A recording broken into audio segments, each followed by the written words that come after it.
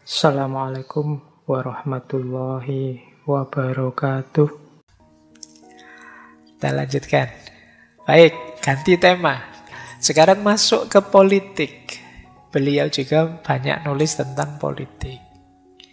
Ini beda dengan kemarin ya, Said Nursi yang agak ambil jarak, khawatir dengan politik. Kalau beliau, politik itu penting.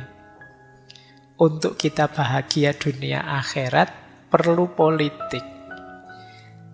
Politik dalam, ini mungkin bukan politik praktis yang kamu pemilu atau apa ya. Politik dalam makna tata masyarakat. Masyarakat itu kalau nggak ditata, kalau nggak diatur, ya mesti rusuh, mesti kacau. Misalnya kita bubarkan saja, wis ndak negara-negaranan, wis ndak undang-undangan, ndak usah atur-aturan, itu ya mesti kacau. Besok mesti perang itu mesti. Itu kita. Maka apa? Perlu politik. Bahkan mungkin teman-teman pernah dengar ya, ada daripada sehari tanpa pemimpin mending dipimpin oleh orang fasik, apa orang kafir, apa orang jahat. Ndak masalah, yang penting ada yang mimpin. Karena manusia itu kalau nggak ada yang mimpin, sakarepe dhewe. Wes itu mesti. Ayo teman-teman misalnya bilang ya, duduknya terserah saja mau dimanapun, itu mesti kacau. Misalnya ada yang duduk semuanya di belakang gerombol, yang di sini tinggal 2 apa 3, atau mesti ngono kacau, ndak karu-karuan. Kalau nggak diingatkan, ndak diatur, ndak ditata, mesti kacau. Di situ pentingnya politik. Jadi tidak boleh anti politik ya. Yo sekali 2 kali kecewa karena agen-agen politiknya mengecewakan ya, tidak masalah. Harus tidak jadi alasan untuk kita cuek, apatis. Karena politik itu penting. Syukur-syukur kalau kamu tidak puas, bentuklah dirimu jadi figur yang memuaskan untuk masuk ke dunia politik. Tunjukkan pada orang-orang kayak gini loh, jadi politisi yang baik itu. Oh, itu tugasmu ya. Bentuk dirimu secara ideal, nanti jadi DPR, tunjukkan gini loh jadi DPR yang baik itu. Ngono ya. Jangan malah ketularan nanti kalau sampai sana, walah ternyata podo wae. Sudah ngaji filsafat sampai 400 sesi yo, jadi DPR yo podo wae. Nah, semoga bisalah semangat begitu ya. Jadi orang baik untuk menduduki posisi-posisi yang baik, yang menentukan nasib kehidupan bersama, yang tidak egois hanya mikir kenyamanan dan keuntunganmu saja, tapi fokusmu pada kontribusimu. Baik, ini pentingnya politik. Nah, ini menarik. Dalam kitabnya Al-Amiri membagi pengelola negara itu jadi 3. Kata beliau, ada para penjamin makanan, ada para penjaga, ada para pemimpin. Penjamin makanan itu mereka yang bekerja agar barang kebutuhan manusia dapat tersedia. Dan ini paling penting. Karena kalau yang ini tidak terpenuhi kacau, yang lain juga ikut kacau. Siapa mereka? Para petani, para tukang, pedagang, buruh, pengemudi kereta atau kapal dan lain sebagainya. Ini kan yang memutar roda ekonomi. Ini namanya penjamin makanan. Mereka harus diatur, dilindungi demi kepentingan bersama. Karena kalau macet di sini, seperti ramalannya Karl Marx, ini kan base structure, dasarnya hidup bersama itu ya ekonomi. Orang itu kan kalau lapar sudah gelap mata. Kalau kebutuhan dasarnya tidak terpenuhi, mudah terpancing, mudah terpicu. Para penjamin makanan harus terjamin. Karena ini penting. Sesoleh apapun kalian, meskipun rajin puasa, kan tetap ya butuh makan. Jadi ini tidak bisa didispensasi sudah. Yang kedua, para penjaga. Para penjaga tidak harus polisi ya. Semua bidang yang sifatnya pelayanan dan pengabdian untuk kepentingan umum.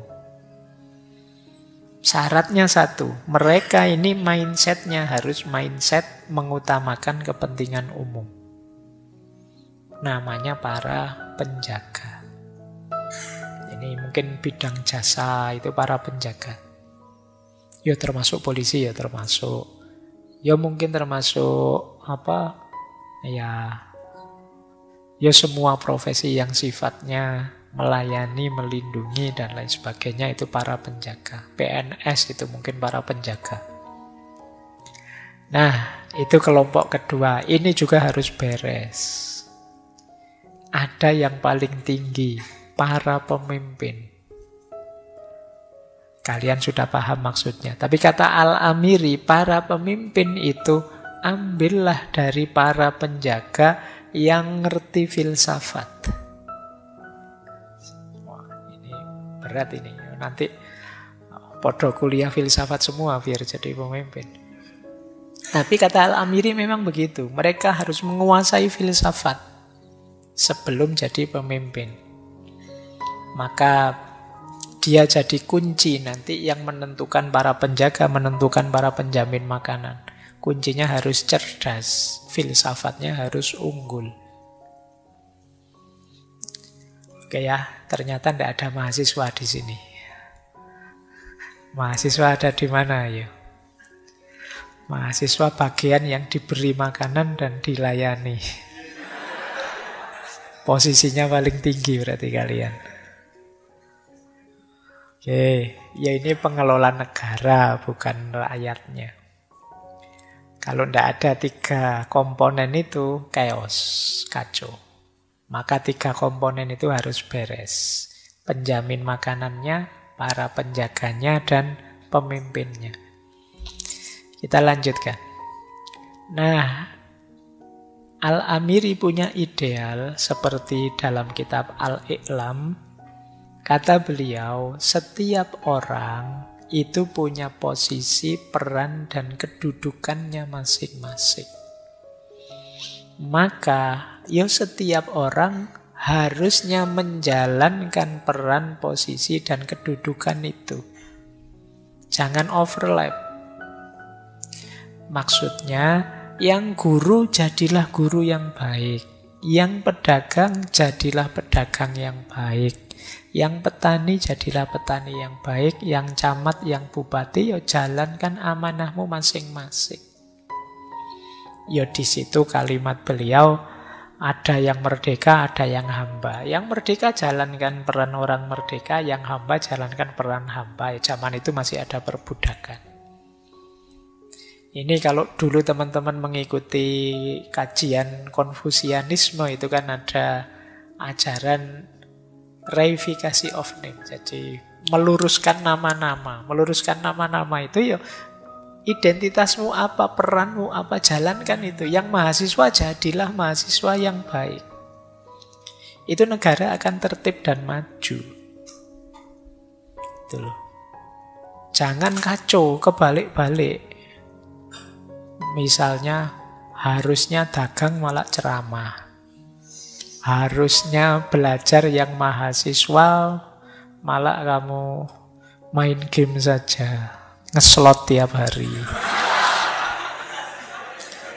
Jadi, yo kacau, kamu tidak ngerti peranmu. Negara jadi hancur. Kalau memang wakil rakyat, wakililah kehendaknya rakyat. Itu namanya, itu tadi, kesadaran akan posisi dan peran. Ini nanti akan jadi kunci kemajuan satu bangsa. Berarti ayo mengenali aku siapa, peranku sebagai apa, yang harus aku lakukan apa. Jalankan itu semaksimal mungkin, semampu kita. Di situ nanti akan jadi kunci. Jadi ini yang harus dilakukan. Oke, untuk malam hari ini saya cukupkan sekian dulu. Mohon maaf kalau ada yang kurang berkenan, mungkin 1-2 kekurangan apa, mohon dimaklumi. Kalau ada kekhilafan, kealpaan yang teman-teman ngerti benernya seperti apa, ya silahkan disampaikan. Kurang lebihnya mohon maaf. Wallahul muwaffiq, wallahu a'lam bissawab. Wassalamualaikum warahmatullahi wabarakatuh.